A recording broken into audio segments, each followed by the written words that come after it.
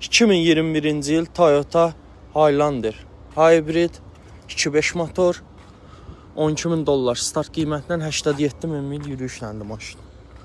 Maşının qabaq 2 dənə faraya ehtiyacı var, bir buferə, bir də kapota.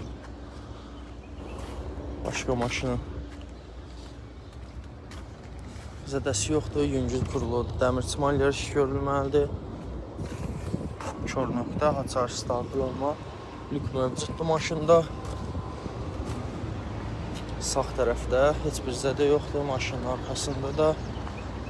Sol tərəfdə tam zədəsidir. Rul eybakla diz eybak atıb maşında. Qara dəri steniklər, stenikin isidilməsi mövcuddur. CarPlay dəstəkləyən monitor. Kablosuz şarj olmağı var. Bəzi zapçaslar da maşının salonundadır.